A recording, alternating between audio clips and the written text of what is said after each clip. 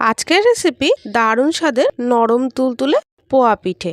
শীতের মরশুমে সন্ধেবেলা এরকম পিঠে না হলে সন্ধেটা একদম জমেই না। নমস্কার বন্ধুরা, আমি মাম্পি। আমার কিচেনে সবাইকে স্বাগত জানাই। সকলের কাছে ভিডিওটা শেষ পর্যন্ত দেখার অনুরোধ রইল।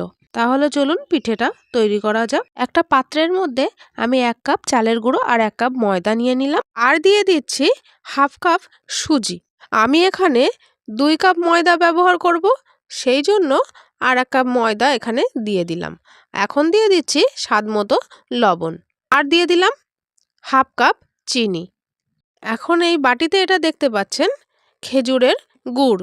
আমি এখানে খেজুরের গুড় ব্যবহার করলাম, হাফ কাপ মতো স্টোর করা ছিল আমার, সেটাই আমি এখানে ব্যবহার করলাম। আপনারা চাইলে পুরোটা চিনি দিয়েও বানাতে পারেন। এখন আমি সব উপকরণগুলো একটু মিশিয়ে নিয়ে অল্প অল্প করে দুধ দিয়ে একটা মিডিয়াম টাইপের ব্যাটার তৈরি করে নেব। অল্প অল্প করে দুধ দেব, আর এভাবেই আমি নাড়তে থাকবো। এভাবে মিশিয়ে মিশিয়ে একটা মিডিয়াম টাইপের ব্যাটার আমি তৈরি করে নিচ্ছি। দেখতেই পাচ্ছেন আমি কিভাবে তৈরি করে নিচ্ছি। অল্প অল্প দুধ দেব, আর এভাবে নাড়তে নাড়তে একটা ব্যাটারে পরিণত করে নিয়েছি। আপনারা চাইলে কিন্তু পুরো ব্যাটারটা জল দিয়েও তৈরি করতে পারেন। এই যে এরকম ঘনত্বের ব্যাটারটা হবে। এখন আমি আধা ঘন্টার জন্যে, মানে 30 মিনিটের জন্য রেস্টে রেখে দিয়েছিলাম। রেস্টে রাখার পর ব্যাটারটা অনেকটাই ঘন হয়ে এসেছে। তারপরে ব্যাটারটা আমি একটু ভালো করে আবারও মিশিয়ে নিয়ে আগে থেকে গরম করে রাখা তেলের মধ্যে 1 হাতা দিলেই ফুলে উঠল এরকমভাবে। দেখুন কত সহজেই তৈরি হয়ে যাচ্ছে। গরম তেলটা এভাবে আমি একটু ওপর থেকে ছিটিয়ে দিচ্ছি।